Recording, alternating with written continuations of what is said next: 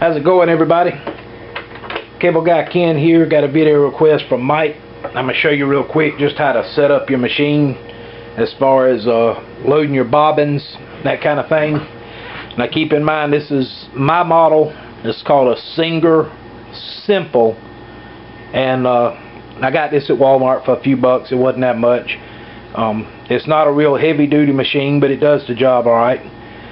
So I'm going to show you just as far as my machine goes, how you start out. You want to run the tag into your thread through your bobbin so that it's ready to wrap around this center piece here.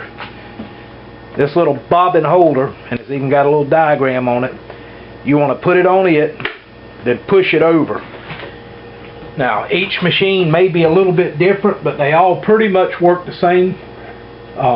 Mine, when you push it over, it disengages the clutch, so the needle itself isn't going to move, just the bobbin part is going to move.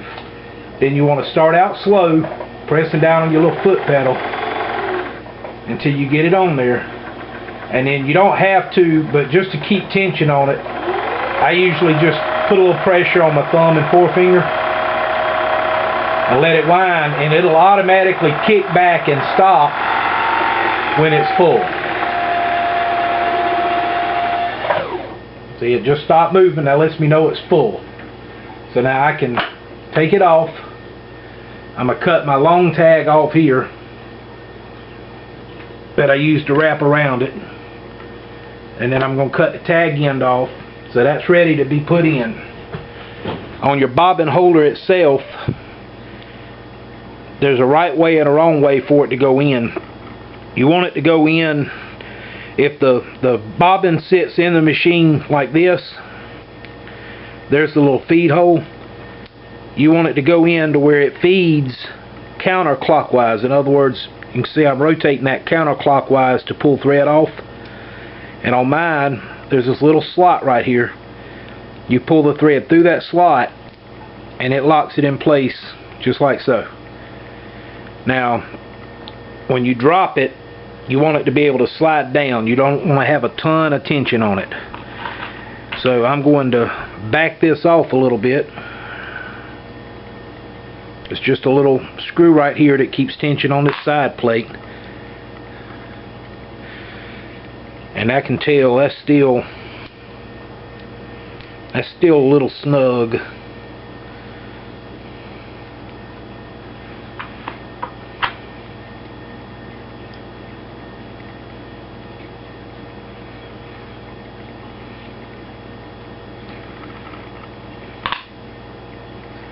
There we go, that feels a little bit better.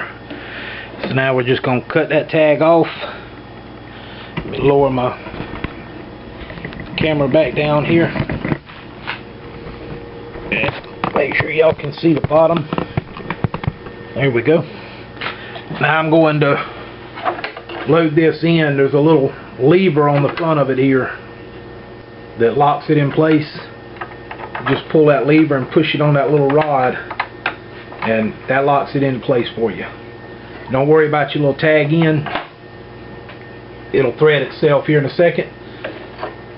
Now mine's got a diagram to show you how you're supposed to thread it out, but mine's super simple. It's got a slot right here that the thread goes down in, and then a slot beside it that it goes up, and then you just run it around the arm and it threads itself. Some of them, this arm sticks out and you have to run it through. Some of them have a tensioner right here on the front of them, right around in here. This is actually where my reverse lever is. And then I've got an automatic threader. You just pull down this little lever,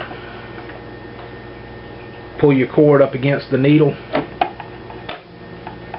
and it'll thread it for you. Now I may not get good sewing with this needle because this thread's a little bit thicker than what the needle calls for, but we're going to give it a shot here. All you do is just run it through a rotation and grab your little end thread and pull it up, and it should pull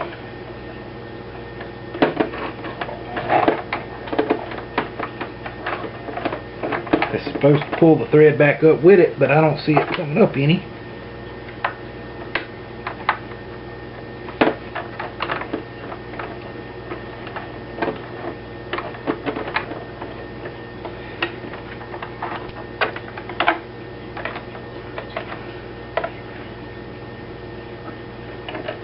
There we go.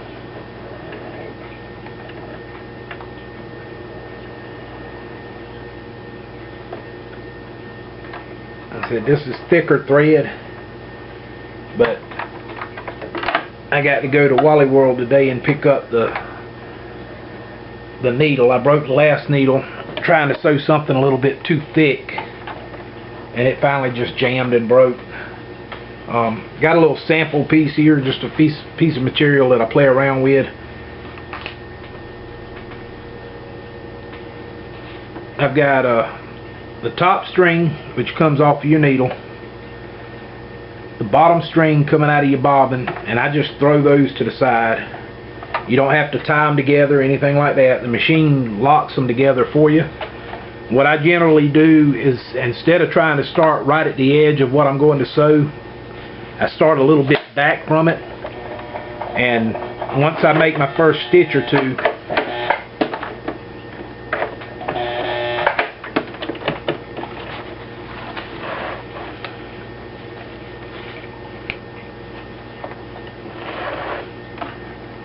I don't know why it is doing this to me today.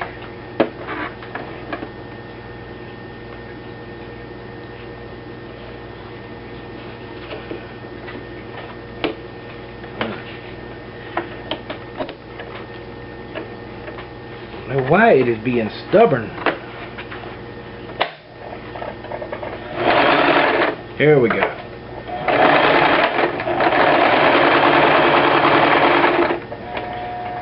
He had asked me about how you do your what you do with your stitches and such, what you do with the thread. It's really, you don't have to do anything to it if you make your back stitch. And I don't know if you can see, that double row is where I did a back stitch. That's what locks the thread in really good for you. Then when you get done with your stitch, all you have to do is cut off that little tag. I usually burn it down close to the end there, and you're good to go. I mean, there's not a whole lot you need to do to it. I said this thread is really thick. It's a little bit thicker than a little bit bigger than the needle that I should be using with it. I'll try to show you that again. You start out going forward just a little bit, and then you hit this button and it'll make it go back. Once you get the back stitch in it, and my thread's trying to lock up on me a little bit here. Once you get that back stitch in it, it's locking that thread together because you're actually stitching over itself again. Let me get to the camera where you can see this, y'all. I'm not real proficient at sewing yet. I get the job done, but I'm not proficient at it.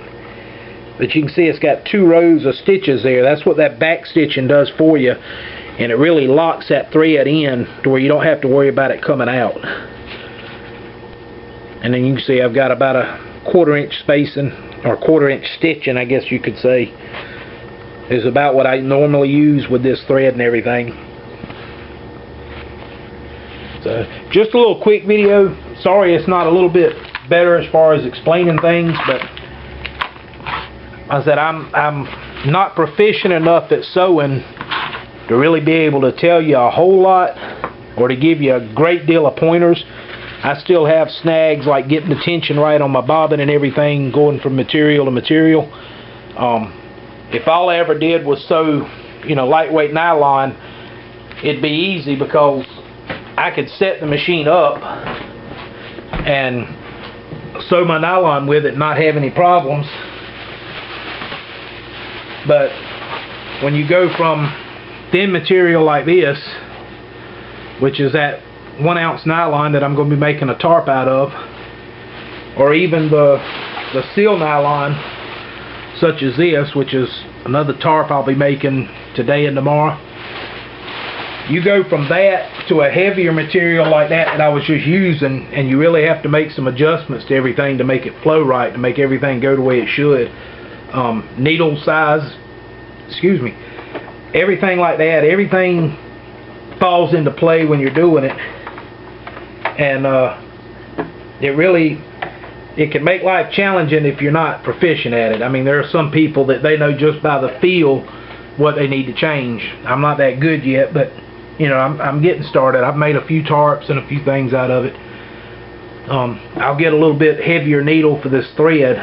You don't want to use too big, because then your holes will be so big for the nylon that it'll cause leaks. You'll have to waterproof it again. Or I could get a little bit smaller thread, but I like this stuff because it's what they use in coats, and that's one strand. And I mean, I'm putting everything I got behind it, and I'm not able to pop it.